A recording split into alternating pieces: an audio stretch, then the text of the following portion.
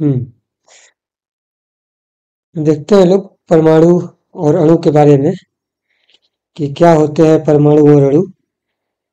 ध्यान से समझेंगे लोग। ज़्यादा मुश्किल नहीं है, मतलब कि थोड़ा सा दिमाग लगाएंगे लोग तो ये चीज़ें समझ में आ जाएंगी। जहाँ भी नहीं समझ में आएगा तो उसको बोलना लोग। बढ़िया चैप्टर है समझने के दृष्टिकोण से। तो इसको हम लोग ध्यान से देखते हैं और समझते हैं कि इसमें क्या क्या चीज़ें हैं और कैसे कैसे चीज़ें होती हैं सारी। तो जो अपना ये चैप्टर का नाम ही है, एक है यहाँ पे जो लिखा हुआ है। आवाज जा रहा है ना? परमाणु और अणु। ठीक है। दोनों में से छोटा कौन होता है? परमाणु। ठीक है, परमाणु छोटा होता है। मतलब छोटा होने का मतलब ये हो गया कि परमाणु से मिल के फिर अणु बनता है। तो इन सारी चीज़ों को हम लोग धीरे धीरे देखने का कोशिश करेंगे। तो हुआ कुछ यूं कि मनुष्य जिज्ञासु होता है, जिसमें जिज्ञासा नहीं वो मनुष्य नहीं है। तो मनुष्य जब भी चीज़ों को देखता है, समझता है, जानने की कोशिश करता है तो उसी को हम लोग जिज्ञासा बोलते हैं। कुछ लोग ऐसे होते हैं जो चीज़ों को देखते हैं तो बस उसके साथ खेलना चाहते हैं, उसको समझना नहीं चाहते हैं। तो खेलना तो ठीक है कि थोड़ा बहुत खेल लिए, लेकिन मनुष्य वास्तव में वही है जो समझना चाहता है, कुछ चीज़ों को जानना चाहता है। तो जानने की प्रक्रिया है। तो जब कुछ लोगों ने देखा कि जो चीज़ें हैं, जो चीज़ें हमें दिखाई दे रही हैं वो चीज़ें कैसे बनी हैं, क्या क्या से मिल के बनी हुई हैं, जानने की कोशिश शुरू हुई। क्या?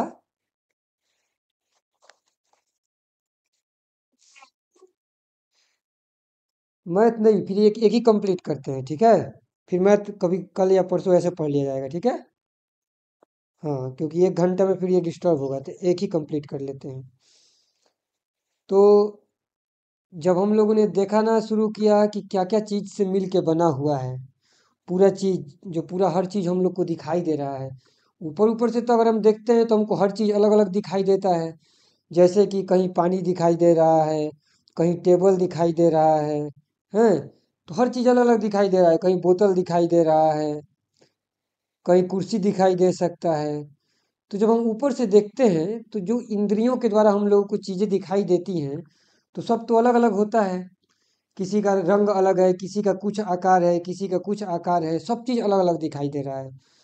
तो वैज्ञानिकों ने सोचा कि ये अलग अलग चीज़ें दिखाई दे रही है, ये तो ठीक है, लेकिन हम इनके अंदर जाके देखना चाहते हैं कि क्या ये वास्तव में अलग अलग है या किसी एक ही चीज़ से मिल के बना हुआ है। ये उन्होंने सोचा। तो ये जानने के लिए उन्होंने हर पदार्थ को, जो भी पदार्थ आसपास रहता था, अथवा अथवा कुछ पदार्थों को लेके तोड़ने का प्रयास किया कि तोड़ तोड़ के देखेंगे कि हम उसको कितना छोटा कर सकते हैं। हमने भी कुछ कुछ चीज़ें पढ़ रखी है, जैसे कि बायोलॉजी पढ़ रहे थे तो उसमें हमने देखा था कि शरीर की सबसे छोटी इकाई क्या निकल के आई थी? कोशिका। कि जो कोशिका रहता है वो अपना शरीर का सबसे, हाँ, तो जो कोशिका रहता है वो अपने शरीर का सबसे छोटा इकाई होता है। कि फिर उसी कोशिका से मिल मिल के अलग अलग, कभी हाथ बन गया है, कहीं अपना मतलब कि पेट बन गया, पैर बन गया, सर बन गया, आँख बन गया। तो ऊपर से देखे तो हमको क्या कितना भिन्न भिन्न चीज़ दिखाई दे रहा है। आँख है, नाक है, कान है, मुंह है, हाथ है, पैर है, पेट है, पीठ है, कमी नहीं है। लेकिन सबके अंदर अगर झांक के देखेंगे तो हमको क्या मिलेगा? कोशिका मिलेगा, है ना। तो बात वहीं पर खत्म नहीं होती है। जो जिज्ञासा करने वाले लोग हैं उससे भी आगे जाके जिज्ञासा करते हैं। कोशिका मिल गया तो कोशिका भी तो अलग अलग होता है।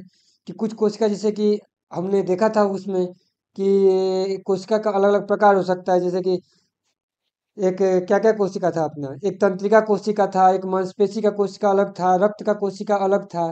तो सब कोशिका भी तो अलग अलग चीज़ों से मिल के बना हुआ है। तो फिर हम उसके अंदर जाना चाहेंगे कि फिर वो किस चीज़ से मिल के बना हुआ है।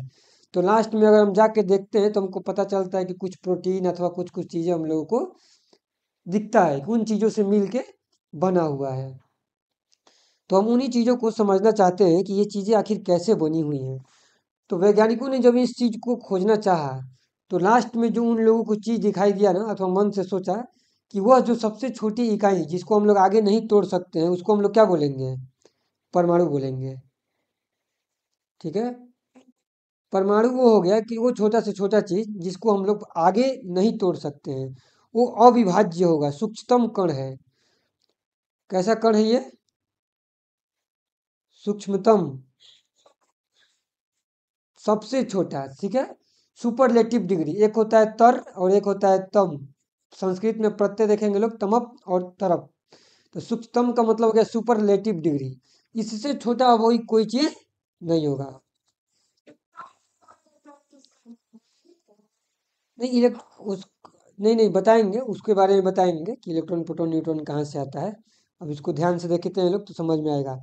ऊपर ऊपर से जब वैज्ञानिकों ने खोज किया तो जो सबसे बेसिक खोजा तो उसको उन लोगों ने बोला कि हाँ ठीक है, अपने पास परमाणु रहेगा, कि परमाणु सबसे छोटी इकाई हो जाएगी। सबसे छोटा होता है कि क्या होता है और इसके आगे देखा जाएगा वो पता चलेगा। तो आमतौर पे परमाणु परमाणु को सबसे छोटा बोला गया। किस आधार पे इसको बोला गया है, आगे चलेंगे तो पता चलेगा। तो ये जो चीज है कि जो परमाणु हो गया, हम लोगों ने देखा यहाँ पे कि सबसे छोटा हो गया अपना परमाणु, और ये हो गया सूक्ष्मतम हो गया। इसका और एक नाम दिया जाता है कि अविभाज्य है। ये क्या है? अविभाज्य होगा, कि इसको हम लोग मतलब कि विभाजित नहीं कर सकते हैं। वैज्ञानिकों ने ऐसा सोचा शुरुआत में, अंतिम नहीं है ये। मतलब कि जब धीरे धीरे अपना कल्पना कर रहे थे लोग, सोच रहे थे, तो अपने दिमाग में ऐसा लगाया कि हाँ ऐसा कुछ होगा, उसको हम लोग परमाणु कहेंगे, जो सबसे छोटा होगा और वो अविभाज्य होगा। थ्योरी पेश किया, प्रूफ नहीं हुआ था। होता क्या है कि जब हम चीज़ों को सोचते हैं तो क्या देते हैं, थ्योरी देते हैं। अब उस थ्योरी को फिर, हाँ, सिद्धांत देते हैं। तो फिर उस सिद्धांत को क्या करना पड़ता है कि लैब में टेस्ट करना पड़ता है कि आप सिद्धांत तो दे दिए, लेकिन क्या आपका वो सिद्धांत सही है कि गलत है।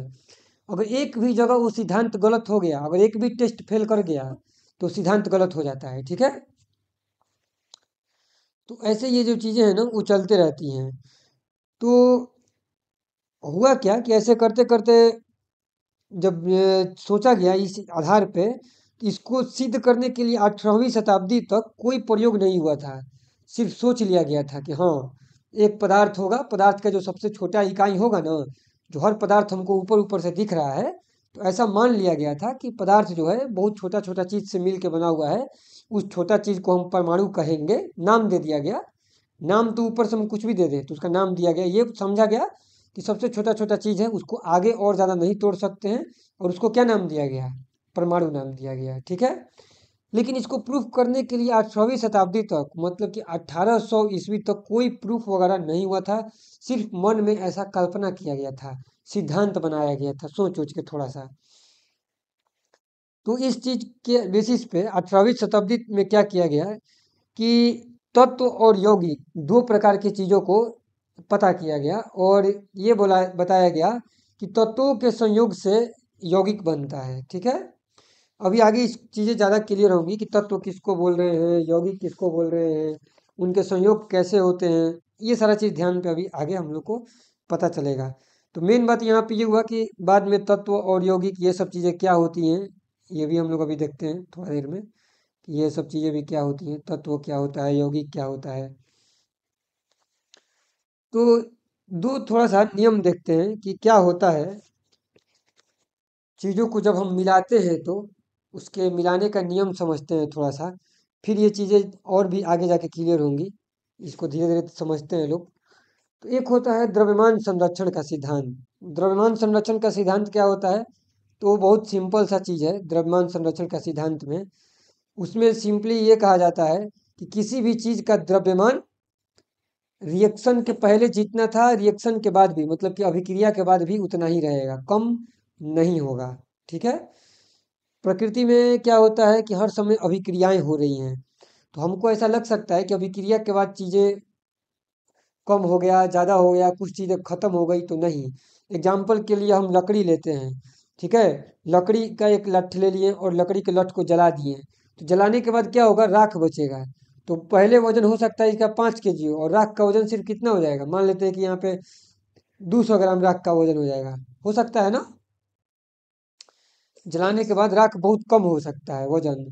तो द्रव्यमान संरक्षण का सिद्धांत ये बोलेगा कि इसका वजन तो 5 kg था, तो जलने के बाद भी पूरा 5 kg ही रहना चाहिए। ये हो गया है प्रॉब्लम कि ये जलने के बाद इसकी कुछ चीज़ें हवा में चली गई हैं, उड़ के गैस बन के कुछ कुछ होके, तो ये सारा चीज़ क्या हो गया है, निकल गया है। बात समझ में आ रहा है?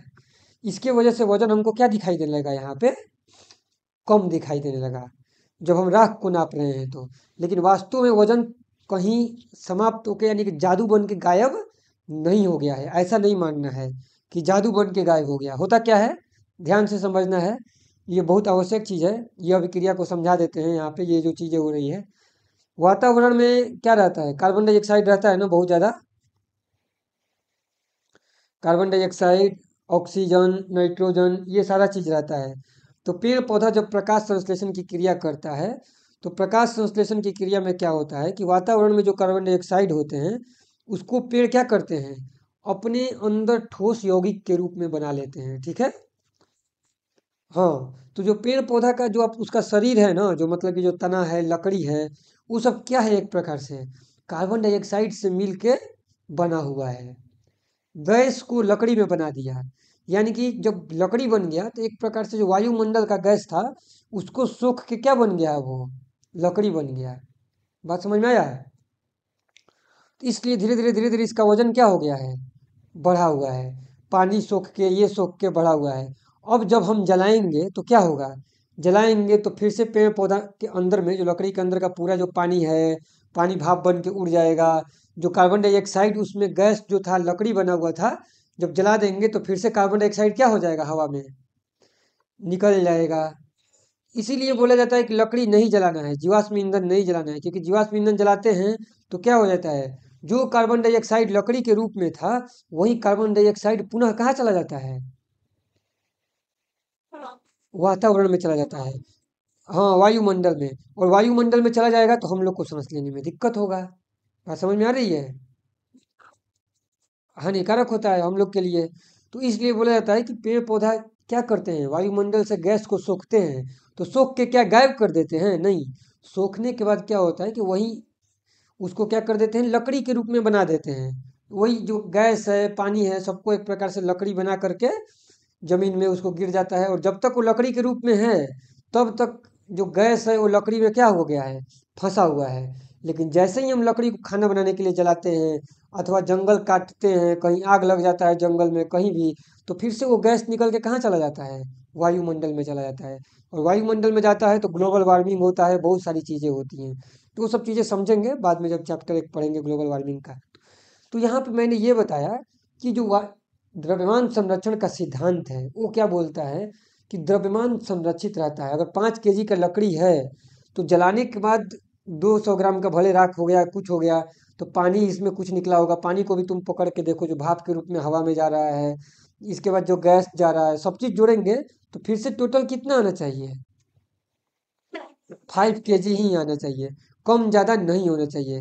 आगे इसको हालांकि अच्छे से समझेंगे जब ये पढ़ेंगे कि कैसे इसको द्रव्यमान के आधार पे वैसे सोच सकते हैं। अभी तो ठीक है कि अभी के लिए जस्ट हम ऊपर से एक एग्जाम्पल देखें, लेकिन अंदर में जब जाएंगे तो ज़्यादा डिटेल्स में समझेंगे कि कैसे हाइड्रोजन, ऑक्सीजन सब पे ये काम करता है।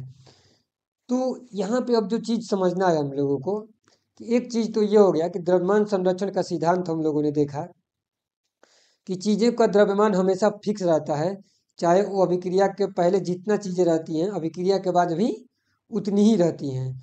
कोई चीज़ें समाप्त नहीं होती हैं। ठीक है। तो ये सिद्धांत किसने दिया था, ये सिद्धांत किसने दिया था द्रव्यमान संरक्षण का, लवार्जे ने दिया था, लवार्जे ने दिया था। ठीक है, 2 नियम उसने दिया था। तो ये हो गया सबसे पहला कि द्रव्यमान संरक्षण का सिद्धांत। उसने मेनली क्या किया था कि कुछ कुछ केमिकल्स लेके चेक किए थे। ठीक है, अभी तो हम लोगों ने जस्ट एक ऊपर से एग्जांपल देखा है, तो ये तो ठीक है, लेकिन वास्तव में उन्होंने जो चेक किया था वो केमिकल लेके चेक किया था। केमिकल में जैसे कि पानी ले लिए, अथवा बहुत सारे जो केमिस्ट्री के लोग होते हैं वो बहुत सारे केमिकल्स लेके चेक करते हैं, उसके आधार पे वजन को चेक किया जाता है। तो वो भी पता चल जाएगा, उसमें कोई ज़्यादा दिक्कत नहीं है। तो द्रव्यमान संरक्षण का सिद्धांत ये बोलता है कि रासायनिक अभिक्रिया में, किसी भी रासायनिक अभिक्रिया में द्रव्यमान का न तो सृजन होता है, न ही विनाश होता है। ठीक है। 2 प्रकार की अभिक्रियाएं होती हैं, एक भौतिक अभिक्रिया होती है और एक कैसी अभिक्रिया होती है, रासायनिक अभिक्रिया। भौतिक अभिक्रिया किसको बोलते हैं, एग्जाम्पल बताओ।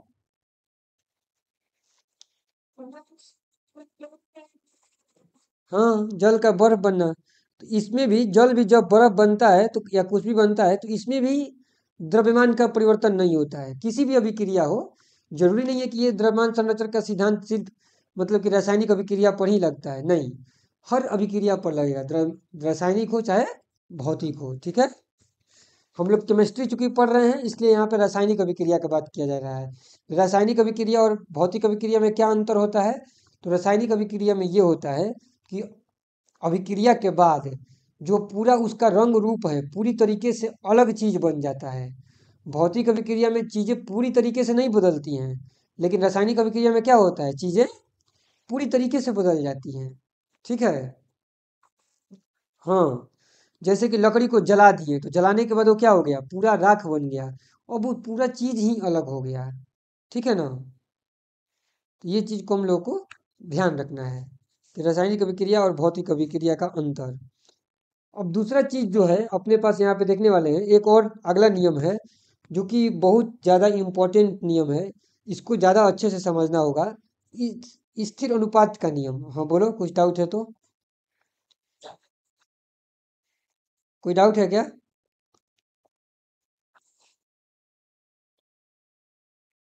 कोई डाउट नहीं है ना यहाँ तक? ठीक है। तो अब हम लोग यहाँ पे देखते हैं स्थिर अनुपात का नियम। अब स्थिर अनुपात का नियम क्या कहता है?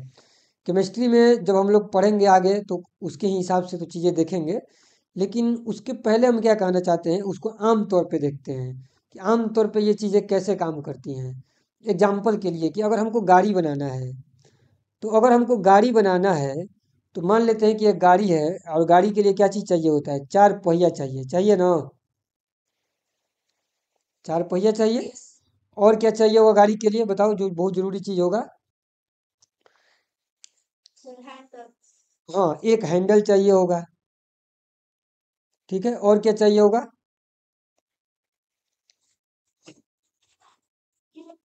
हाँ, मान लो कार है, कार, कार है, ठीक है, कार। हाँ, इंजन चाहिए होगा, ठीक है। कार हो गया, पहिया हो गया, हैंडल हो गया, इंजन हो गया। और बताओ कोई चीज़। इतना ही काफ़ी है, छोड़ देते हैं, ठीक है। इंजन, हैंडल, पहिया, ठीक है, इतना ही छोड़ देते हैं। तो जैसे कि गाड़ी अगर अपने आप को बनाना है तो स्थिर अनुपात का नियम क्या बोलता है? स्थिर अनुपात का नियम का मतलब ये हो गया कि अगर हम कार, सबका देखो सूचना दे देते हैं, सूचित कर देते हैं। कार सी से हो गया कार, पहिया के लिए व्हील होता है तो डब्ल्यू से हो गया व्हील, हैंडल के लिए एच और इंजन के लिए ई हो गया ना। ये सूचित किए। अब हम फार्मूला के रूप में हम कैसे इसको सूचित करेंगे? मान लेते हैं कि हम एक कार बनाना चाहते हैं सी, तो सी के लिए क्या हो गया, व्हील कय गो चाहिए होगा? चार गो चाहिए होगा, सिंपल सा। और हैंडल कय गो चाहिए होगा? एक चाहिए होगा। और इंजन कय गो चाहिए होगा? एक चाहिए होगा, ठीक है। तो ये हो गया कार का सूत्र। ऐसे हम लोग दिखाएं कि अगर हमको कार बनाना है तो चार गो पहिया चाहिए, एगो हैंडल चाहिए और एगो इंजन चाहिए, ठीक है। तो इसी अनुपात में मतलब कि कार बनाने के लिए हमको 4:1:1 में रखना होगा क्या क्या चीज को? चक्का, WHE को, मतलब चक्का, हैंडल और इंजन को। गलती से भी अगर ये इस अनुपात में चीजें नहीं रही तो या तो चीजें बचेंगी या तो कार नहीं बनेगा, है कि नहीं। कोई बोला कि नहीं मेरे पास तो तीन ही है, तीन ही चक्का है, तो क्या कार बन जाएगा पूरा? बताओ, नहीं बनेगा। तो स्थिर अनुपात का नियम क्या बोल रहा है कि एक चीज के निर्माण करने के लिए जिन चीजों से वो चीज निर्माण होगा, उसके लिए तो जिस चीज को निर्माण करने जा रहे हैं उसमें जितना चीज है वो सब उसी उसी अनुपात में चाहिए जिस जिस अनुपात से वो बनेगा, है कि नहीं। अगर कार बनाना है तो चार गो तो चाहिए ही चाहिए, चक्का, एक पहिया, मतलब कि चार चक्का चाहिए, एक हैंडल चाहिए और एक इंजन चाहिए। अगर हमारे पास मान लेते हैं कि आठ चक्का है, दो इंजन है और दो पहिया है, तो फिर कितना बन जाएगा कार अपने पास कुल? दो को बन जाएगा ना, इसको बांट सकते हैं ना दो भाग में। एक 4 एक एक कर देंगे, एक और कर देंगे 4 एक एक, हो जाएगा कि नहीं हो जाएगा? इससे ज्यादा या कम मिलाने का कोई मतलब है? बनेगा क्या कार्य इससे ज्यादा या कम करने पे? नहीं बनेगा।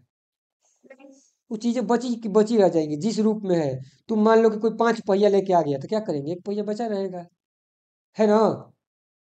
तो इसी प्रकार के केमिस्ट्री में भी होगा कि जब भी हम कोई चीज बनाएंगे तो वो चीज बनाने के लिए कुछ और चीजें चाहिए होती हैं। जैसे कार बनाने के लिए ये 3 चीजें चाहिए, हमने 3 तो ऊपर ऊपर से बोला। वास्तव में कार बनाने के लिए कितना चीज चाहिए तुम लिखना शुरू करोगे तो कमी नहीं है। नट अलग से चाहिए होता है, बोल्ट चाहिए होता है, सीट चाहिए होता है, पता नहीं क्या क्या चीज चाहिए होता है, हमको भी पता नहीं है पूरा चीज। हमें और जिसको जो बना रहा है वो भी कुछ कुछ जानता होगा, कुछ कुछ नहीं जानता होगा, क्या क्या चीज चाहिए होगा। हमने एक बेसिक एग्जांपल लिया कि हाँ, कि ये ऐसे होता है जब हम कार बनाते हैं तो उसको ऐसे लिख रहे हैं। कार को बनाने के लिए ये चीजें चाहिए होती है, इस मात्रा में चाहिए होती है, तो हमने उसको ऐसे दिखा दिया। इसमें कोई डाउट है क्या? बोलो, कोई डाउट? अब डिफिनेशन इसका बता देते हैं। डिफिनेशन में इसका क्या दिया जाता है? डिफिनेशन इसको ऐसे बोला जाता है कि किसी भी यौगिक में, इसका डिफिनेशन यहाँ पे लिख दे रहे हैं, डिफिनेशन को समझ लेंगे लोग। किसी भी यौगिक में जो तत्व होते हैं वो सदैव एक निश्चित द्रव्यमान के अनुपात में विद्यमान रहते हैं, ठीक है, या विद्यमान होते हैं। ये हो गया इसका क्या चीज, डिफिनेशन किसका? स्थिर अनुपात के नियम का। तो ये चीजें फिर से हम लोग ऊपर से रिलेट कर लेते हैं कि ये चीजें कैसे सही है, कितना हम लोग क्या सोच रहे हैं। इसमें दो चीजें दी गई है, यौगिक तत्व और निश्चित द्रव्यमान का अनुपात। यही है अपना 3 चीज इसमें समझने के लिए। इस डिफिनेशन को अगर समझना है तो इन तीनों चीजों को हम लोग को समझना होगा। ऊपर के हिसाब से यौगिक क्या था अपने बताओ, किस चीज से तुलना करेंगे यौगिक को? कार। यौगिक जो था अपना कार था, कार को ही हमने यौगिक बोला। और तत्व क्या था? तत्व उसमें 3 तत्व था, क्या क्या? इंजन, ठीक था ना, इंजन था। कार तो था यहाँ पे, कार में 3 तत्व था, इंजन था, व्हील था, और क्या था? और एक क्या था? हैंडल था। हैंडल था। तो ये जो यौगिक है यानी कि जो कार है उसको बनाने के लिए ये 3 चीज चाहिए होगा। और इनका द्रव्यमान भी तो निश्चित ही रहेगा ना। हम अभी संख्या में बात किए थे, तो संख्या में बात करें चाहे द्रव्यमान में बात करें, अंतर पड़ता है क्या? बताओ। निश्चित द्रव्यमान में रहेगा मतलब कि एक कार बनाने के लिए 4 चक्का का वजन चाहिए होगा। 4 चक्का आएगा, उनका अपना वजन रहेगा। और चक्का ही चाहिए होगा, चक्का का ही 4 वजन वाला है। इसके बाद एक हैंडल चाहिए होगा और एक इंजन चाहिए होगा, है कि नहीं? अगर एक सी करना है तो क्या लिखेंगे? W4E1H1, है ना? सिंपल सा। कोई कहेगा यहाँ पे कि हमको 8 कार बनाना है, तो हम उसको क्या बोलेंगे? तुम मेरे पास क्या क्या चीज लेके आओ, कितना कितना? हाँ, मतलब कि 32 गो व्हील चाहिए होगा, 8 गो चाहिए होगा इंजन, और 8 गो चाहिए होगा क्या चीज? हैंडल भी चाहिए होगा। सिंपल सा चीज है। अब वजन बता देंगे, एक व्हील का वजन हमको मालूम है तो 32 व्हील का वजन नहीं निकाल देंगे फिर? और एक इंजन का तो वजन भी निकाल देंगे। तो ऐसे ही इन चीजों को रिलेट करके देखना है, नहीं तो सीधे सीधे कल्पना करेंगे कि क्या होता है तो पता नहीं चलेगा। हाँ, अभी हम तत्व को और यौगिक को बहुत ध्यान से समझने वाले हैं कि क्या होता है तत्व, क्या होता है यौगिक। लेकिन ऊपर ऊपर से देखो तो तुम्हें पता चल जाएगा। मतलब कि कार के लिए ये जो चीजें हैं ये तत्व है। अगर कार एक यौगिक है तो चक्का ये सब चीज क्या है? तत्व है। मान लेते हैं कि कोशिका एक यौगिक है। कोशिका एक यौगिक है तो उसके भीतर में जो माइटोकॉन्ड्रिया हो गया, कोशिका द्रव्य हो गया, और भी क्या क्या चीजें थी, कोशिका भित्ति थी, और राइबोसोम था, ये सब चीजें क्या हो गया? कोशिका के लिए तत्व हो गया। हाँ, मतलब ये हो गया कि तत्वों के योग से यौगिक बनता है। और ये भी पता है कि जो यौगिक बनने वाला होगा उसमें तत्व जो होंगे एक निश्चित मात्रा में होंगे, तभी जाके वो यौगिक बनेगा, है कि नहीं? बताओ। अगर किसी चीज को बनाना है, कोई बड़ा चीज बनाना है, तो उसमें कुछ सामान चाहिए होता है। तो हर सामान का अपना अपना अनुपात रहता है कि नहीं रहता है? रहता है ना? हाँ, तो वही चीज रहता है, तो वही चीज यहाँ पर भी अप्लाई हो रही है। ये नहीं है कि ये कोई जादू हो रहा है। हाँ, केमिस्ट्री जब पढ़ेंगे तो कुछ चीजों को और ध्यान से अच्छे से समझेंगे, लेकिन कॉन्सेप्ट यही है। इसके अलावा कोई दूसरा कॉन्सेप्ट नहीं है। यही है कि किसी भी यौगिक में तत्व सदैव कैसे कैसे रहते हैं। तत्व का मतलब हमने समझ लिया, यौगिक का भी मतलब हमने थोड़ा सा ध्यान से अभी इसको डिटेल्स में समझेंगे कि क्या होता है यौगिक, क्या होता है तत्व। ये एक बार इसको देखते हैं लोग, थोड़ा सा उस चीज को समझने की कोशिश करते हैं कि तत्व और यौगिक से क्या क्या इसका मीनिंग है। तो चीज़ें ज़्यादा डिटेल्स में ये क्लियर होगी। अभी हमने ऊपर ऊपर से देखा कि कैसे कैसे ये चीज़ें आपस में जुड़ती हैं और काम होता है। देखो, होता क्या है, परमाणु, पहले एक मिनट पहले परमाणु ही देखते हैं लोग, फिर जाके देखा जाएगा तत्व और यौगिक को। क्योंकि परमाणु से आगे जाएंगे लोग तो ही पता चलेगा। तो हम लोग का खोज कहाँ पर था? जो खोज कर रहे थे लोग, वैज्ञानिक लोग, तो वैज्ञानिक लोग जो खोज कर रहे थे उसमें ये था कि हम परमाणु के बारे में जानना चाहते हैं, और परमाणु के बारे में उन्होंने कल्पना करके रखा था ना। क्या करके रखा था कि परमाणु सबसे छोटा होता है, मतलब कि हर पदार्थ जो है उन्होंने सोच के क्या रखा था, उन्होंने सोच के ये रखा था कि हर पदार्थ छोटी छोटी इकाई से मिल के बनी होती है, और उस इकाई का क्या नाम होता है? परमाणु। उन्होंने सोचा, और उसको और ज्यादा नहीं तोड़ सकते हैं, उसको उन्होंने अविभाज्य बोला था, और सूक्ष्मतम बोला था, मतलब कि उसको और ज्यादा सूक्ष्म नहीं कर सकते हैं। उन्होंने ऐसा सोच के रखा था। ठीक है, सूक्ष्मतम। तो अब वो जो चीज उन्होंने सोचा था, अब उस चीज को हम देखना चाहते हैं यहाँ पे। तो अगर परमाणु सबसे छोटा होगा तो वो किस कैटेगरी में इसमें जाएगा? यौगिक के कैटेगरी में जाएगा कि तत्व के कैटेगरी में जाएगा? बताओ। अगर परमाणु तत्व के कैटेगरी में जाएगा, जाएगा ना? क्योंकि तत्व छोटा है।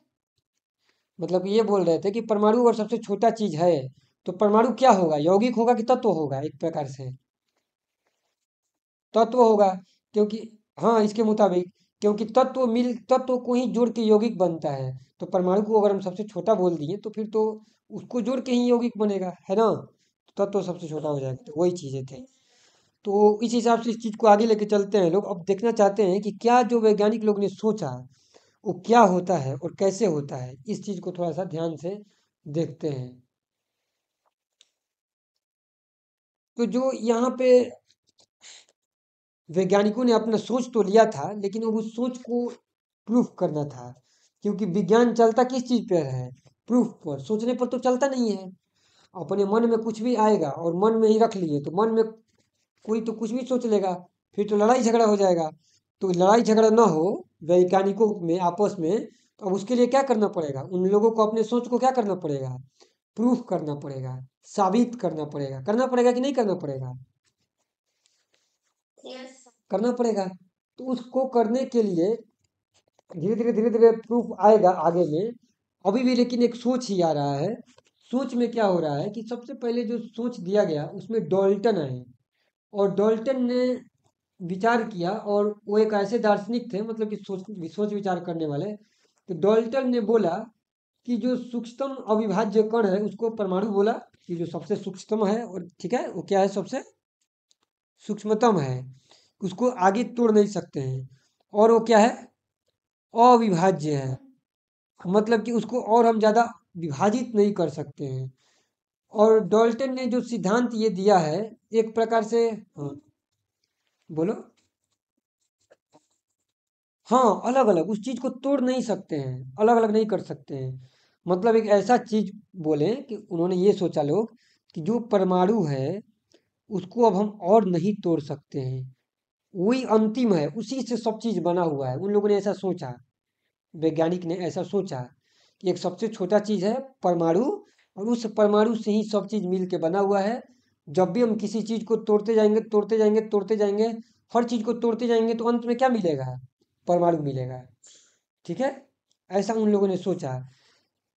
और उन्होंने ये सोच लिया कि ये सबसे सूक्ष्मतम है, मतलब इससे छोटा अब कुछ चीज हो नहीं सकता है, और उसको आगे हम तोड़ भी नहीं सकते हैं। उन्होंने ये भी सोच लिया है, मन में सोचे हैं कि परमाणु ऐसा है कि सबसे छोटा है, सूक्ष्म है, उससे ज़्यादा कोई सूक्ष्म नहीं है, अविभाजित अविभाज्य है, मतलब कि इसको अब ज़्यादा और ज़्यादा विभाजित नहीं कर सकते, मतलब कि तोड़ नहीं सकते। अरे एक ईंटा है, ईंटा को तोड़ सकते हैं कि नहीं तोड़ सकते हैं? तोड़ सकते हैं। जैसे कि एक कागज है, कागज को हम लोग फाड़ते हैं ना, फिर ये निकला, फिर इसको फाड़ देंगे, फिर उसको फाड़ देंगे, फाड़ते फाड़ते फाड़ते फाड़ते अंत में एकदम छोटा कर सकते हैं। लेकिन वैज्ञानिक लोग बोले और छोटा करते जाओ, और छोटा करते जाओ, और छोटा करते जाओ, करते करते करते करते अंत में जो सबसे छोटा आएगा उसको हम लोग क्या बोलेंगे? परमाणु। ऐसा सोचा उन लोगों ने। उसके आगे भी क्या होगा क्या नहीं होगा उसको भी देखा जाएगा, कि जिस चीज की व्याख्या की जा रही है वो कैसे कैसे की जा रही है, क्या क्या की जा रही है, ये हम लोग अभी देखेंगे। ठीक है।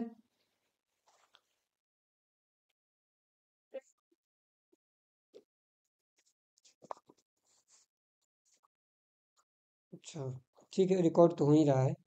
थोड़ा धीरे धीरे बोलेंगे तो चीज़ें ज़्यादा क्लियर आएगी, शायद तेज बोलने से दिक्कत हो रहा है। हाँ, तो सूक्ष्मतम हो गया अपना, अविभाज्य हो गया अपना। अब जो अगला पॉइंट है इसमें हम लोगों का, ये डॉल्टन ने सिद्धांत जो अपना सोच रहे हैं, तो सोचने के बाद उन्होंने बताया कि सभी द्रव्य, द्रव्य मतलब क्या होता है? दो चीज होता है ना, हम लोगों ने देखा था। एक होता है द्रव्य, पदार्थ होता है। और पदार्थ को यहाँ पे तीन चीज में बोला बोला गया है कि द्रव्य क्या क्या हो सकता है? या तो तत्व हो सकता है, क्या हो सकता है? या तो तत्व हो सकता है, या फिर यौगिक हो सकता है, और या फिर मिश्रण हो सकता है। ठीक है, मिश्रण हो सकता है। तो ये सोचा गया कि जो तीनों द्रव्य हैं, द्रव्य के जो तीनों प्रकार हैं, ये इन सबका अंतिम इकाई, जो सबसे मूलभूत इकाई, वो क्या होगा? परमाणु होगा। ठीक है, ये जो सब द्रव्य हैं ये परमाणु से मिलके बने हैं, ऐसा सोचा गया है। ठीक है, ये चीजें है यहाँ पे। अब ये चीजें परमाणु होती क्या है, कैसे बनी होती हैं, क्या चीज होता है, इस सिद्धांत को धीरे धीरे धीरे धीरे और अच्छे से समझते हैं। तो डॉल्टन ने सिद्धांत दिया और उसके सिद्धांतों को बहुत ध्यान से समझते हैं। तो पहला जो सिद्धांत डॉल्टन ने दिया वो ये बोला कि सभी द्रव्य परमाणु से निर्मित होते हैं, मतलब कि सभी द्रव्य, चाहे तत्व हो, चाहे यौगिक हो, चाहे मिश्रण हो, सब के सब किस चीज से मिलकर बने होते हैं? परमाणु से मिलकर बने होते हैं। सबसे छोटी इकाई है। हाँ, मतलब कि कोशिका, क्या कोशिका भी परमाणु से मिलकर बना है कि नहीं बना है?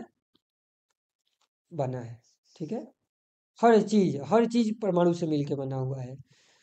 और ये जो परमाणु है यही रासायनिक अभिक्रिया में भाग लेते हैं। हाँ, कोशिका भी, हर चीज, कोशिका भी परमाणु से मिलकर बना हुआ है। ईंट पत्थर, हम तुम, हमारा फेफड़ा, हमारा मुंह, हमारा बोतल, कुर्सी, टेबल, हर चीज किस चीज से मिलकर बना हुआ है? परमाणु से। ठीक है, कोई ऐसा चीज जो हमको आंख से दिखाई दे रहा है, हर चीज जो है परमाणु से मिलकर बना हुआ है। न दिखाई देने वाला भी, हवा भी, जो आंख से दिखाई नहीं दे रहा है, वो भी परमाणु से मिलकर बना हुआ है, क्योंकि गैसेज तो दिखाई देती नहीं है आंख से। हवा में गैस है लेकिन दिखाई नहीं दे रहा है, लेकिन वो गैस भी परमाणु से मिलकर बना हुआ है। हर पदार्थ का जो, किसी भी पदार्थ का परमाणु होगा, एग्जैक्टली कोशिका से भी छोटा परमाणु होगा। ठीक है, ये चीज हो गया अपने पास। और जब रासायनिक अभिक्रिया होती है तो रासायनिक अभिक्रिया में कौन हिस्सा लेता है? परमाणु। कौन हिस्सा लेता है? परमाणु। ठीक है, जब रासायनिक अभिक्रिया होगी तो उसमें दो पदार्थ के परमाणु हिस्सा लेंगे। रासायनिक अभिक्रिया कैसे होती है ये चीजें हम लोग देखेंगे, अच्छे से ध्यान से समझेंगे तो पता चल जाएगा। इसके बाद ये बोला गया कि परमाणु जो है अविभाज्य सूक्ष्मतम कण होते हैं, मतलब कि उनको विभाजित नहीं किया जाता है। दूसरा नियम क्या हुआ? हाँ, कि वो अविभाजित होते हैं, उनको तोड़ा ही नहीं जा सकता है, अविभाज्य होते हैं। दूसरा ये भी बोला गया कि अविभाज्य जब होते हैं ये, तो ये न तो सृजित हो सकते हैं, मतलब इनका सृजन नहीं होगा, मतलब कि ये बनेंगे नहीं, और इनका क्या नहीं होगा, विनाश नहीं होगा, नष्ट भी नहीं होंगे। मतलब कि ये तो अविभाज्य है, पहले तो टूटेंगे नहीं, इनका सृजन नहीं होगा, मतलब कि कहीं बनेंगे नहीं, और विनाश भी नहीं होगा। मतलब कि कब, किसी रासायनिक अभिक्रिया में, मतलब इनका नया सृजन नहीं होता है, अगर हैं तो हैं, ठीक है। परमाणु है तो है, उसको कोई तोड़ के खत्म नहीं कर सकता है, पूरा ये सोचेगा कि उसको नष्ट कर दें। नष्ट वैसे भी कोई चीज़ नहीं होता है। पहले भी हम लोगों ने सुना था कि हम लोग बायोलॉजी पढ़ रहे थे लोग, कि कोई चीज़ नष्ट होता है क्या, सिर्फ क्या हो जाता है, उसका रूप बदल जाता है। पेड़ पौधा है, जला दिए तो लकड़ी था पहले, अब जला दिए तो क्या बन गया वो, राख बन गया, हवा बन गया, पानी बन गया, नष्ट थोड़ी हुआ। और सबसे अंतिम में जो चीज़ है वो क्या नष्ट नहीं हुआ, ऊपर ऊपर से तो फिर भी हमको दिखा कि ठीक है, जिस रूप में था उसका रूप बदल गया। हाँ, लेकिन परमाणु जिस चीज़ से वो मिल के बना है वो चीज़ नष्ट नहीं हुआ। बात समझ में आ रही है। ऊपर ऊपर से पेड़ अपना कुछ था, अब वो जलने के बाद कुछ और हो गया, तो अब वो अलग अलग अलग अलग चीज़ें में बन गई है। लेकिन जो परमाणु से पेड़ बना था वो परमाणु अभी भी है, परमाणु तो नष्ट हुआ नहीं। इसी प्रकार से जो चीज़ पेड़ के लिए वो हमारे लिए भी होगा। आदमी मर जाता है, किसी को जला दिया जाता है, किसी को जमीन में गाड़ दिया जाता है, तो आदमी का शरीर भी किस चीज़ से मिलकर बना हुआ है, परमाणु से। तो कोई बोलता है अरे आदमी तो मर गया, हाँ, तो आदमी सोचता है ना आदमी तो मर गया, आदमी तो खत्म हो गया, कैसे खत्म हो गया, आदमी परमाणु से मिलकर बना था। और वैज्ञानिक ने बता दिया कि परमाणु का न तो सृजन होता है, न तो विनाश होता है कि नहीं। तो हम लोग कैसे मर जाएंगे, मर सकते नहीं हैं।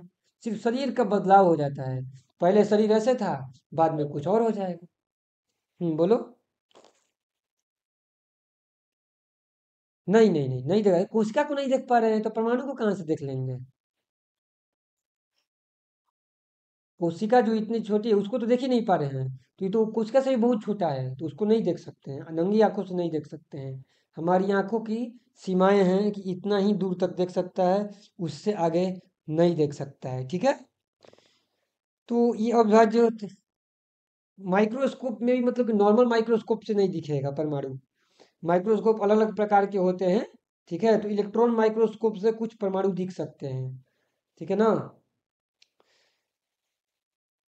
तो कैसे पता चला वैज्ञानिकों को इस सब चीज के बारे में, ये तो अभी सिद्धांत दे रहा है जो वैज्ञानिक है, ये सिद्धांत दे रहा है। तुम लोग को लग रहा है क्या ये कैसे सिद्धांत दे रहा है वैज्ञानिक, अपने मन से दे रहा है क्या, कैसे दे रहा होगा ये सिद्धांत वैज्ञानिक, कि क्या क्या क्या, एक आदमी बोलेगा।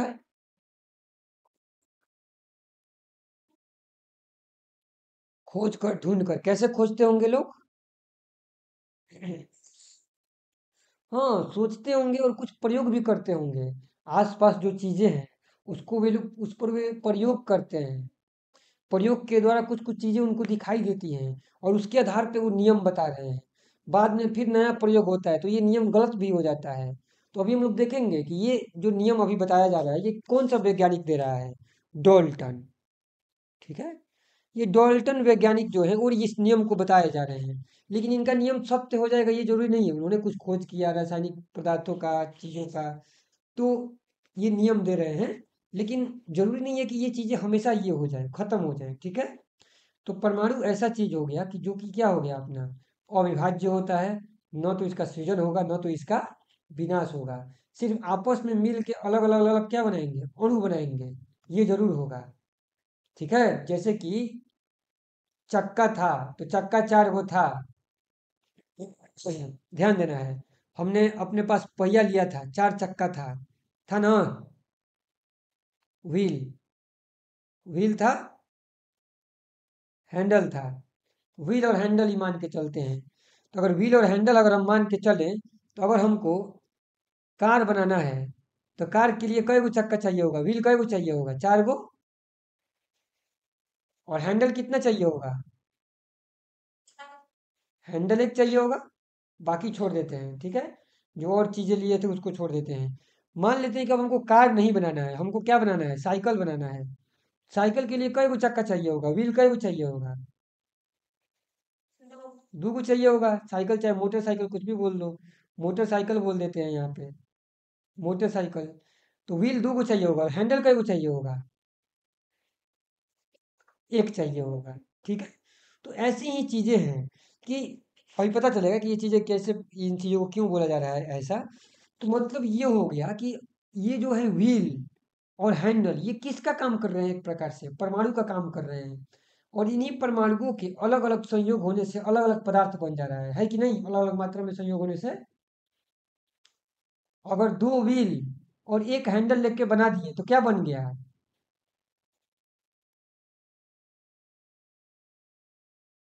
मोटरसाइकिल नहीं बन गया? अगर दो गो चक्का और एक गो हैंडल लेंगे तो क्या बन सकता है? मोटरसाइकिल। और चार गो चक्का और एक गो हैंडल लेंगे तो क्या बनेगा? कार बन जाएगा। तो यानी कि परमाणु जो हैं, अलग अलग अलग परमाणु रहेंगे बहुत सारे, लेकिन वही जो परमाणु अलग अलग मात्रा में अपना यौगिक बनाएंगे अलग अलग, तो अलग अलग यौगिक बनते जाएगा। बात समझ में आ रहा है क्या? क्या कहना चाह रहे हैं? और नष्ट नहीं होंगे। वही साइकिल को तोड़ देंगे तो फिर से दो गो चक्का बन जाएगा और एक क्या बन जाएगा? हैंडल बन जाएगा। और कार को भी तोड़ेंगे तो चार गो चक्का निकल के आएगा और एक गो हैंडल निकल के आएगा। नहीं निकल के आएगा क्या? आएगा ना? तो इसी प्रकार से ये चीजें हो रही हैं कि इनका सृजन और विनाश नहीं हो रहा है। कार का तो सृजन और विनाश हो रहा है, कार टूट रहा है, कार बन रहा है। लेकिन क्या चक्का और हैंडल का विनाश हो रहा है?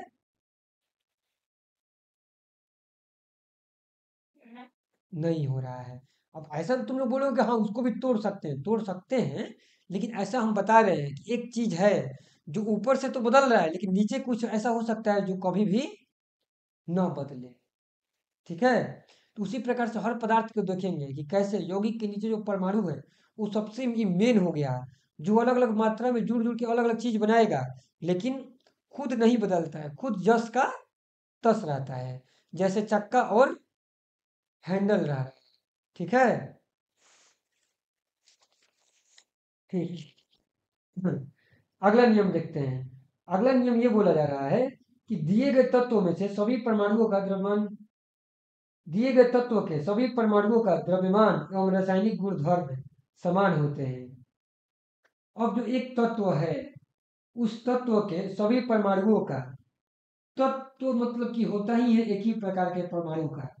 तत्व जो होता है, तत्व किसको बोलते हैं? एक ही परमाणु का जो संयोग से होता है उसको हम लोग क्या बोलते हैं? तत्व बोलते हैं। तो एक ही परमाणु के जब संयोग से होते हैं तो फिर हम लोग सीधे सीधे बोल ही देंगे कि सबके गुणधर्म क्या हो जाएंगे? समान हो जाएंगे। हो जाएगा सिंपल। तो तीसरा नियम तो ऐसे ही क्लियर है, क्योंकि तत्व जो है वो परमाणु से रिलेटेड होता है। और जो परमाणु के नियम है वो तो तत्व के हो ही जाएंगे, क्योंकि परमाणु और तत्व में अंतर की क्या चीज होता है? बताओ, अंतर क्या चीज होता है?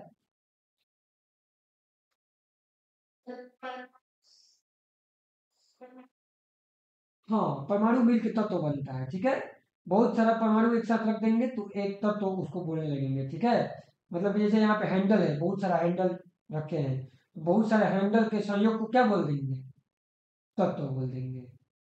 ठीक है, जैसे कि तुम लोग हो, तुम लोग का अलग अलग यहाँ पे नाम है, ज्योति, पल्लवी, रिशु, और साथ में क्या बोलने हम लोग सबको? लड़की, है ना? चाहे स्टूडेंट, जो भी बोलना है। तो हम लोग ये एक प्रकार से ये क्या हो गया? ये तत्व का काम हो गया। लेकिन अंदर में जो नाम है वो नाम अलग अलग अलग था, तो उससे भी तो फर्क नहीं पड़ा, तो परमाणु वैसे ही हो गया अपना। तो परमाणु है, हाँ बोलो।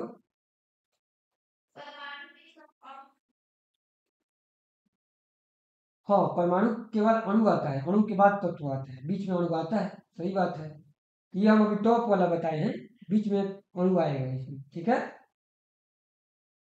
उसको भी देखा जाएगा। अणु उसके बीच में ही आता है, परमाणु पहले अणु ही बनता है। और जब एक ही प्रकार के अणु होते हैं तो उसको हम लोग क्या बोल देते हैं? तत्व बोल देते हैं। और वही जब अलग अलग प्रकार के अणु मिल जाते हैं तो फिर उसको क्या बोल देते हैं? यौगिक बोल देते हैं। बात समझ में आ रही है ना? इतना तुम लोग को पता है ये चीजें? ठीक है, तो इसके आधार पर जब एग्जाम्पल देखेंगे चीजें तो और भी ज्यादा ये चीजें क्लियर होंगी। और फिर उस पर हम लोग बात करेंगे लोग। अब भिन्न भिन्न तत्वों के परमाणु परस्पर छोटी छोटी पूर्ण संख्या के अनुपात में संयोग करके यौगिक का निर्माण करते हैं। अब ये बहुत एक जरूरी चीज है और बहुत मतलब कि इम्पोर्टेंट ये बात बोला गया है कि भिन्न भिन्न तत्वों के परमाणु छोटी छोटी पूर्ण संख्या के रूप में, कैसी संख्या के रूप में, पूर्ण संख्या, मतलब कि परमाणु मिलके यौगिक का निर्माण तो ठीक है, यौगिक से पहले परमाणु मिलकर किस चीज का निर्माण करते हैं, अणु का निर्माण करते हैं ना। तो परमाणु से जब अणु बनता ही है ना, तो अणु बनते समय क्या होगा, एक प्रकार से जो परमाणु है वो एक फिक्स नंबर में मिल मिल के बनेगा अणु। बात समझ में आ रहा है? जैसे कि कार है, कार अपना क्या हो गया, अणु हो गया, और चक्का और हैंडल क्या हो गया अपना, परमाणु हो गया। तो कार जब बनाना है तो जो परमाणु दो अपने पास दो तरह का अलग अलग परमाणु चाहिए हो गया, एक व्हील वाला परमाणु चाहिए हो गया और एक हैंडल वाला परमाणु चाहिए हो गया। तो कार के लिए 4 गो व्हील का परमाणु चाहिए और 4 गो हैंडल का परमाणु चाहिए ना। 4 गो व्हील का परमाणु, एक हैंडल का परमाणु, गलती हो गया, एक हैंडल का परमाणु है कि नहीं, तो कार नहीं बन जाएगा। अगर एक कार बनाना है तो 4 गो परमाणु चाहिए किस चीज वाला, व्हील वाला, और एक गो परमाणु चाहिए किस चीज वाला, हैंडल वाला। बन गया अपना कार यहाँ पे। तो ये चीजें ऐसे ही हम लोग का काम पे होता है ये चीज। अब इस चीज पे एग्जाम्पल लेना शुरू करते हैं। जैसे कि होता क्या है, एग्जाम्पल के लिए देखते हैं अपने पास पानी, पानी का सूत्र क्या होता है, H2O होता है। तो पानी जो है दो प्रकार के अणु, दो प्रकार के परमाणु से मिलकर बना हुआ है, क्या क्या, हाइड्रोजन और ऑक्सीजन, ठीक है। एक अपने पास परमाणु है हाइड्रोजन और एक अपने पास परमाणु है ऑक्सीजन। अब जब हमको पानी का एक अणु बनाना है, ये पानी का एक अणु है H2O, इसको अणु बोलेंगे। इधर में परमाणु था दो गो, इधर अणु है। जब हमको एक अणु बनाना है पानी का, तो उसके लिए हाइड्रोजन का कई गो अणु चाहिए, परमाणु चाहिए होगा, दो गो। तो दो गो परमाणु लेंगे हाइड्रोजन का और एक गो परमाणु लेंगे किसका, ऑक्सीजन का। तो क्या बन जाएगा अपने पास, एक अणु बन जाएगा किस चीज का, जल का। बात समझ में आ रहा है, समझ में आया ना, इसमें डाउट है क्या, H परमाणु है ना, हाइड्रोजन का परमाणु। पानी बनाने के लिए अब हम लोग को धीरे धीरे क्या करना है, अंदर जाना है केमिस्ट्री में। तो उसके लिए क्या होगा, हमको पता रहना चाहिए कि हर जो पदार्थ है किस किस चीज से मिल के बना हुआ है। ये पता रहेगा तो हम लोग को चीजें स्पष्ट स्पष्ट धीरे धीरे क्या होगी, समझ में आएगी। जैसे कि हम लोग के लिए आसान था कि कार, कार आसानी से हम लोगों ने देख लिया कि 4 गो उसमें चक्का होता है, एक वो हैंडल होता है। ये हमको ऊपर से दिख गया है कि नहीं। अब जब हम लोग देखने जाएंगे कि अलग अलग केमिस्ट्री के पदार्थों को पढ़ने जाएंगे, तो ऊपर से देखेंगे तो हमको कुछ चीजें दिखाई दे रही होगी। अब तो बाद में ऐसा ऐसा नाम आएगा जो कि तुम लोग को देखे भी नहीं होंगे, है ना। ऐसा ऐसा भी नाम आएगा, ऐसा ऐसा नाम आएगा जो हम लोगों ने देखा भी नहीं होगा। तो देखा भी नहीं होगा तो उसके गुण को समझना है, उसके गुण को याद रखना है, और अन्य जो नए गुण उस पदार्थ के बताए जाएंगे उसको क्या करना होगा, समझना होगा, ठीक है। इसलिए केमिस्ट्री में पढ़ाई में कहीं कहीं पे बहुत ज़्यादा समझने वाला होगा, उसको समझने वाला होगा, और थोड़ा थोड़ा पॉइंट पे फिर रटने वाला चीज़ें भी शुरू हो जाएगा, ठीक है ना। इस चीज़ का थोड़ा सा ध्यान रखना है। तो जब हम लोग यहाँ पे बात कर रहे हैं इस चीज़ का कि पानी का, ध्यान से देखते हैं इस चीज़ का, बात करते हैं इस नियम पे कि भिन्न तत्वों के कैसे एक पूर्ण संख्या में संयोग करते हैं।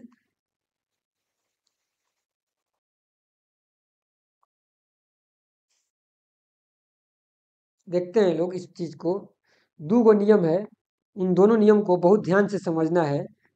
पहला नियम जो बोला जा रहा है यहाँ पे कि भिन्न भिन्न तत्वों के परमाणु परस्पर छोटी पूर्ण संख्या के अनुपात में संयोग करके यौगिक बनाते हैं। और दूसरा नियम ये बोला जा रहा है कि यौगिक में परमाणुओं के सापेक्ष संख्या और प्रकार निश्चित होते हैं, ठीक है। दो चीज़ें यहाँ पे बोली जा रही है, ध्यान से इस चीज़ को समझते हैं कि ये चीज़ें कैसी होती हैं। प्रकृति को जब हम देखते हैं तो प्रकृति को देखने जाएंगे तो हमको आमतौर पे क्या दिखता है? पानी दिखता है ना। पानी से सब चीज़ समझेंगे। पानी एक अपने लिए बेस्ट एग्जाम्पल है। पानी से समझेंगे। पानी दिखता है ना अपने पास। Yes sir. पानी का सूत्र H2 होता है। अभी तो हम लोगों ने इसको रट रखा है, समझा नहीं है, बस रट के रखा है। ठीक है, कोई दिक्कत नहीं है। अब हमको इसमें सबसे नया चीज, जब हम लोग इसको वैज्ञानिकों ने जब पानी को देखा, तो पानी को जब ध्यान से देखा तो उन्हें पता चला कि पानी बनता कैसे है। तो उन्हें पता चला कि पानी दो चीजों को मिलाने पे पानी बन जाता है। क्या क्या चीज? Hydrogen gas.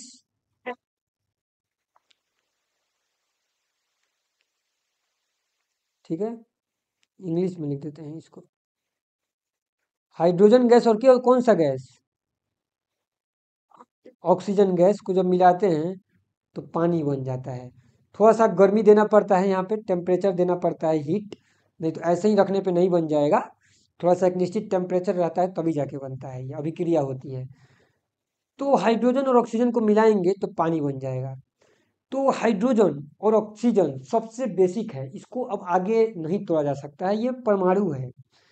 लेकिन जब नेचर में देखेंगे तो जो परमाणु हैं, ये जो परमाणु हैं एक ही प्रकार के क्या चीज से मिलके बने हुए हैं। नेचर में हम देखने जाएंगे तो सबसे पहले हमको क्या दिखाई देगा? बताओ, प्रकृति में क्या दिखाई देगा? जल दिखाई देगा, सही बात। जल को भी तोड़ेंगे तो क्या दिखाई देगा जल के अंदर? Hydrogen oxygen. हाँ, हाइड्रोजन और ऑक्सीजन, मतलब कि हाइड्रोजन का गैस दिखाई देगा, ऑक्सीजन का गैस दिखाई देगा। अब जो हाइड्रोजन का गैस है वो, जब हम चीजों को देखने जाते हैं तो जल एक प्रकार का क्या है? ऐसे आमतौर पे देखें तो क्या है? यौगिक है ना। यौगिक है, मिश्रण तो इसको नहीं बोलेंगे, यौगिक बोलेंगे। तो अब जो ये यौगिक है, इस यौगिक यौगिक किस चीज से मिलके बने होते हैं? अणु से। यौगिक किस चीज से मिलके बने होते हैं? अणु से। ठीक है, तो जल एक यौगिक है जो कि अणु से मिलके बना हुआ है। तो जल जो है दो प्रकार के भिन्न भिन्न अणुओं से मिलके बना हुआ है। एक हाइड्रोजन के अणु इसमें चाहिए होगा, ठीक है, और दूसरा किसका अणु चाहिए होगा इसमें? परमाणु की बात करेंगे, वो बाद में आएगा अभी। तो हाइड्रोजन का अणु से मिलकर बना होगा और ऑक्सीजन का अणु से मिलकर बना होगा।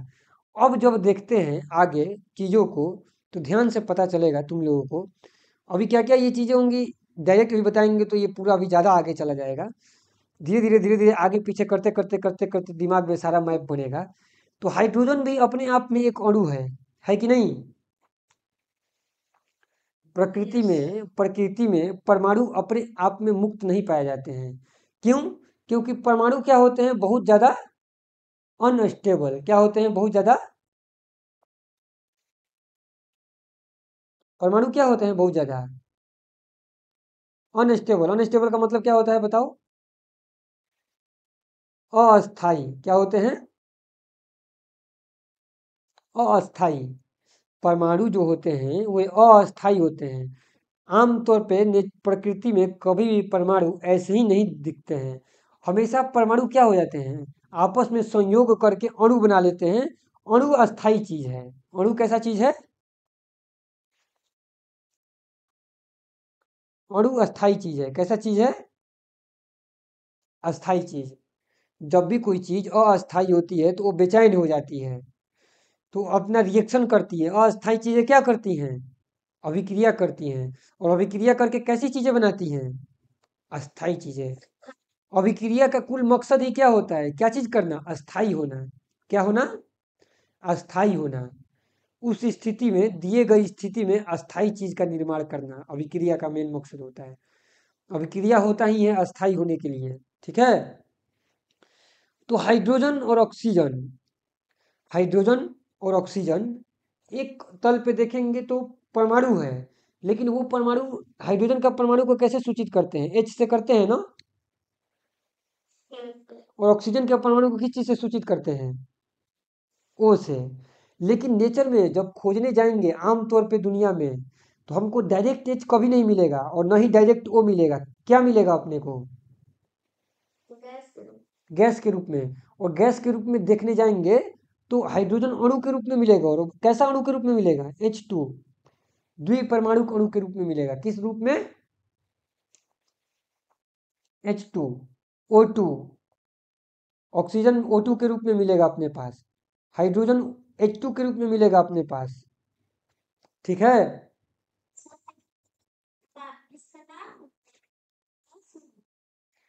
हाँ, है तो गैस ही, हाइड्रोजन गैस ही है, लेकिन अब उसमें अलग अलग चीजें हैं जिसको कि समझनी है। ठीक है।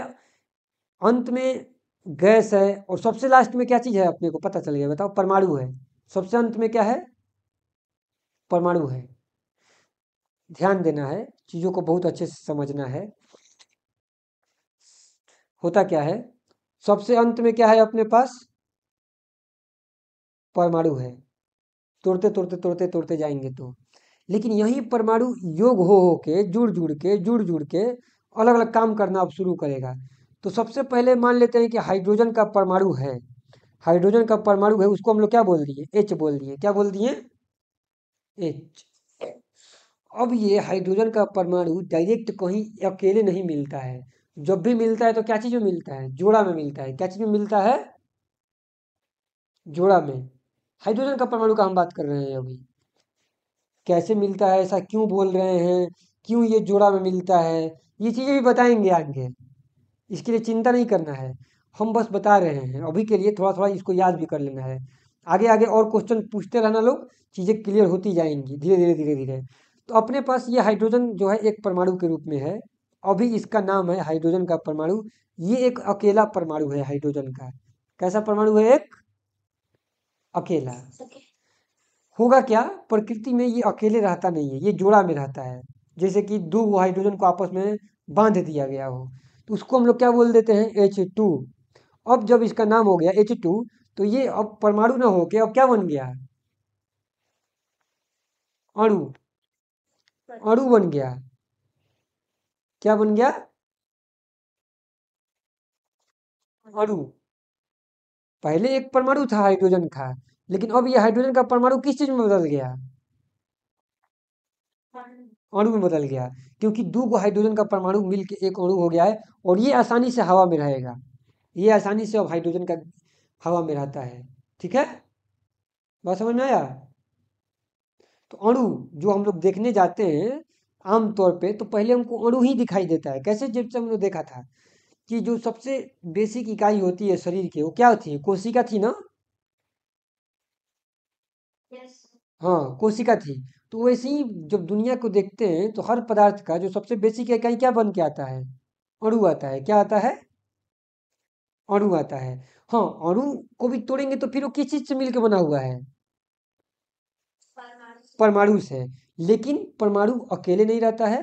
परमाणु में जो चीजें हैं वो ऐसे अणु के रूप में रहती हैं। तो ये तो ठीक है कि हाइड्रोजन का था तो हाइड्रोजन का अकेले अणु के रूप में ये आ गया H2। हर यौगिक हो चाहे तत्व हो, वो परमाणु से ही मिलके बना होता है। अलग अलग परमाणु से मिलके बनेगा तो फिर तत्व वाला, अभी ये अणु हो गया। अब वही ये हाइड्रोजन का ही फिर क्या बन जाएगा अपना? तत्व के रूप में भी रहेगा, रहेगा ना। आगे जो बहुत सारा हाइड्रोजन का एक साथ रख देंगे तो हाइड्रोजन का गैस बन जाता है, हाइड्रोजन का तत्व बन जाता है, चाहे कुछ भी बन जाता है। तो ये सब अब क्या हो जाएगा? गैस हो जाएगा। बहुत सारा हाइड्रोजन का अणु रहेगा। किसी गैस जगह बोले हैं कि हाइड्रोजन गैस आया है, हाइड्रोजन गैस आने का मतलब क्या आया है? कि बहुत सारा हाइड्रोजन का अणु आया है। अब फिर वो अणु भी किस चीज के बाद बन जाएगा आगे में? अणु किस चीज से मिलकर बना होगा? परमाणु से मिलकर बना होगा। बात समझ में आया? ऐसे देखना है। वैसे ही एग्जाम्पल के लिए हम ले लेते हैं। हाँ बोलो।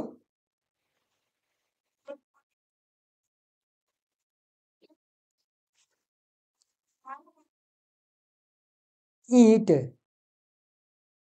ईंट को जब कोई पूछेगा कि ईंट किस चीज से मिलके बना हुआ है, तो ईंट सबसे अंत में क्या चीज से मिलके बना हुआ है? तो बोलेंगे परमाणु। जिस तल पे प्रश्न है उस तल से उसको उत्तर दिया जाएगा। सबसे अंत में कोई चीज किस चीज से मिलकर बना हुआ है? परमाणु। परमाणु से छोटा किसी चीज को अभी नहीं मान के चलना है फिलहाल के लिए। ठीक है। सबसे छोटा क्या हो गया अपने लिए अभी पर? परमाणु। ठीक है ना। हाँ, इससे भी अभी आगे चीज़ें आएंगी, इससे भी आगे बताएंगे कि परमाणु भी किस चीज़ से मिलकर बना होता है। तो अभी के लिए परमाणु, जब भी ये चीज़ें क्या होती है विज्ञान में, जब भी कोई चीज़ हम लोग पढ़ते हैं वो चीज़ें एक स्तर पे रहती है। कोई बोलेगा शरीर किस चीज़ से मिलकर बना हुआ है, तो बात तो ये भी सही है कि शरीर परमाणु से भी मिलकर बना हुआ है। कोई बोलेगा कि नहीं भाई, शरीर परमाणु से नहीं, क्या चीज़ से मिलकर बना हुआ है, कोशिका से मिलके बना हुआ है, तो वो भी बात सही है। कोई बोलेगा नहीं, कोशिका से नहीं मिलके बना हुआ है, शरीर तो हमको दिखाई दे रहा है कि हाथ पैर पेट मुंह आंख से मिलके बना हुआ है, कोशिका से। हाँ बोलो। हाँ, ये चीजें होती हैं कि उसको तोड़ तोड़ के अंदर जाया जाता है, ठीक है। नहीं तो बनने के लिए क्या होता है कि हम उसको जब तोड़ते हैं, किसी चीज को पढ़ते हैं, तो प्रकृति में क्या होता है कि एक पूरा लंबा चौड़ा चीजें हैं। हम यहाँ से देखना शुरू किए हैं, तो उसके भीतर जाएंगे, फिर उसके भीतर जाएंगे, फिर उसके भीतर जाएंगे, फिर उसके भीतर जाएंगे, फिर उसके भीतर जाएंगे।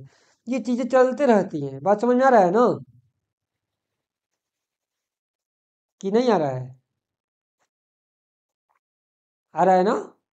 तो ये कहाँ पे इसको अध्ययन कर रहे हैं, ये चीजें समझना है। ये सब जो है ना कोशिका उसका सभी भीतर का अध्ययन चल रहा है, एकदम सबसे बेसिक, जहाँ पे सबसे छोटी इकाई होती है परमाणु, उससे छोटा फिर किसी चीज को इतना जल्दी नहीं बोला जाएगा। हाँ, एक और चीज आएगा, उससे भी छोटा कुछ चीज और दो तीन चीजें आएंगी, उसको पढ़ाएंगे अभी आगे। अभी के लिए ये ध्यान पे रखना है कि परमाणु सबसे छोटा हो गया। परमाणु मिलता है तो क्या चीज बनता है, अणु बनता है। परमाणु मिलता है तो क्या चीज बनता है, अणु बनता है, ठीक है। अणु मिलके फिर क्या बनाता है, तत्व अथवा यौगिक। जब एक ही प्रकार के परमाणु बनते हैं तो वो अणु होगा, और वो अणु अणु के उसको तत्व बोलने लगते हैं लोग। अगर अलग अलग प्रकार के परमाणु मिल जाएंगे तो फिर वो क्या बनने लगेगा, यौगिक बनने लगेगा, ठीक है। जैसे कि ऑक्सीजन हो गया, तो ऑक्सीजन भी गैस है, उसमें भी एक ही प्रकार के परमाणु रहते हैं। एक ही ऑक्सीजन, दो ऑक्सीजन का अणु मिलके क्या बना देता है, एक ऑक्सीजन का, मतलब कि दो ऑक्सीजन का परमाणु मिलके एक ऑक्सीजन का अणु बना देता है, ठीक है।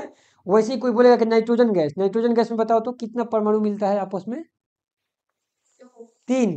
तीन N3 रहता है।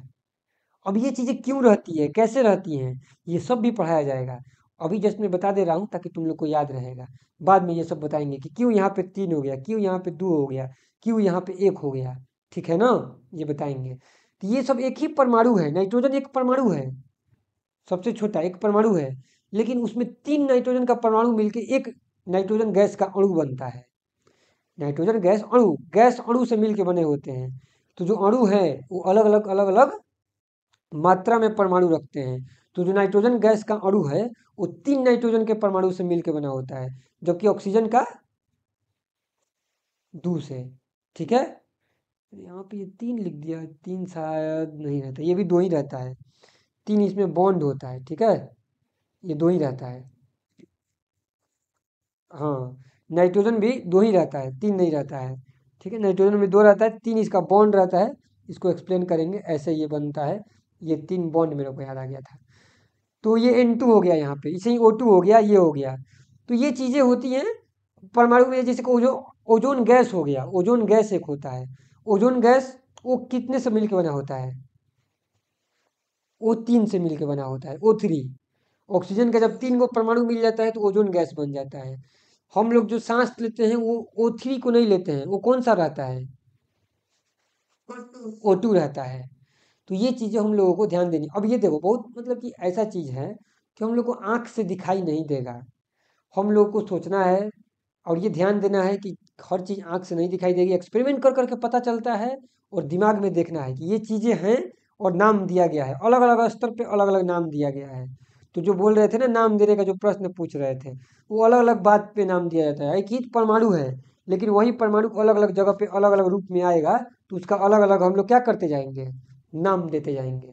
एक ही ऑक्सीजन है, वही सबसे चीज हो गया ऑक्सीजन परमाणु। इसके अलावा क्या ही है, कुछ है क्या, ये ऑक्सीजन का परमाणु हो गया सबसे बेसिक। लेकिन यही ऑक्सीजन का परमाणु क्या करेगा फिर, जब दो गो ऑक्सीजन का परमाणु आपस में मिल जाएगा तो ऑक्सीजन O2 का अणु मिलेगा, इसको ऑक्सीजन गैस बोलते हैं, नॉर्मल। यही जब तीन गो मिल जाएगा तो ये क्या चीज का बन जाएगा, ओजोन का बन जाएगा, जो ओजोन गैस हो जाता है फिर। तो ये अलग अलग अलग अलग ऐसे ऐसे ये चीज़ें बनी रहती हैं। वही पानी बनाना है तो पानी बनाने के लिए कितना कितना चीज़ चाहिए होगा।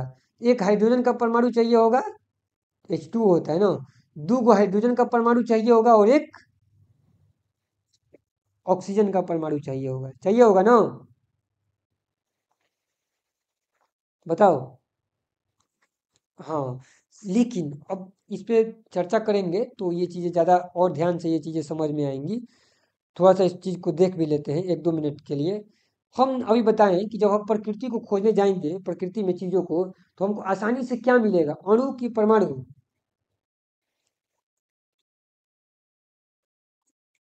अणु मिलेगा, ठीक है। अणु मिल के बना है परमाणु से, लेकिन हमको आसानी से प्राप्त हो जाएगा अणु, क्योंकि परमाणु, अणु से परमाणु पे जाना एक मुश्किल चीज होता है, तोड़ना उसको, ठीक है।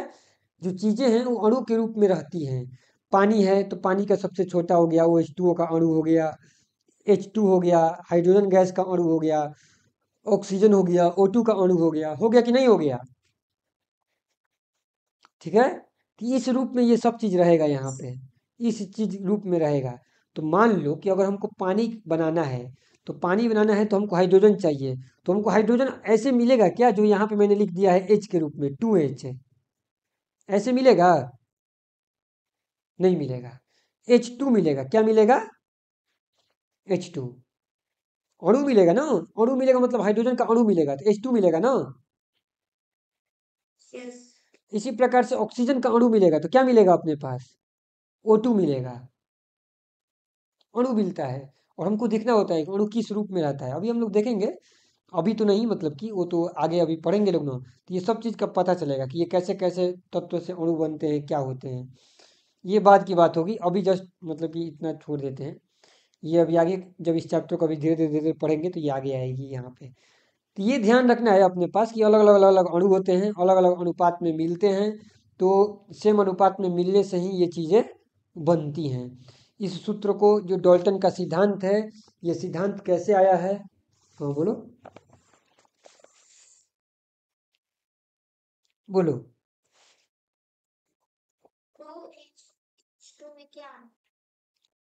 2H और H2 में अंतर है, बहुत ज़्यादा अंतर है, ध्यान से देखना है क्या अंतर है। 2H का मतलब हो गया दो हाइड्रोजन का परमाणु, दो हाइड्रोजन का परमाणु। और H2 का मतलब ये हो गया कि हाइड्रोजन गैस का एक अणु, यहाँ पे एक लगा हुआ है, ठीक है। ये H2 का मतलब हो गया, 2H2 मतलब एक। तो ये हाइड्रोजन गैस का एक अणु हो गया, H2 क्या हो गया, हाइड्रोजन गैस का एक अणु हो गया। और ये 2H क्या है, एक प्रकार से ये हाइड्रोजन का जो सबसे बेसिक है, जब हम H लिखें तो ये एक हाइड्रोजन के परमाणु को बता रहा है। 2H कर दिए तो ये दो हाइड्रोजन का परमाणु, 3H कर देंगे तो तीन हाइड्रोजन का परमाणु। बात समझ में आ रहा है। अगर 4H लिख देंगे तो चार हाइड्रोजन का परमाणु। और H2 लिखे हैं तो इसका मतलब क्या हुआ, हाइड्रोजन का एक अणु। और हाइड्रोजन के एक अणु में कितने परमाणु होंगे हाइड्रोजन के, दो। वो नीचे से पता चल रहा है, यहाँ से। बात समझ में आई। अब मैं यहीं पे मान लेते हैं कि हम 2H2 लिख दिए, इसका मतलब क्या हो गया, इसका मतलब क्या हुआ बताओ।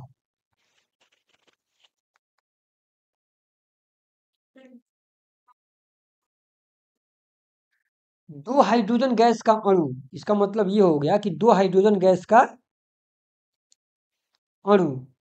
एक हाइड्रोजन गैस का अणु है, जो H2 था, ये क्या था, एक हाइड्रोजन गैस का अणु था ना, जिसमें दो परमाणु थे। और 2H2 का मतलब क्या हो गया, दो गो हाइड्रोजन गैस का अणु ले लिए, कितने का, दो गो हाइड्रोजन गैस का अणु।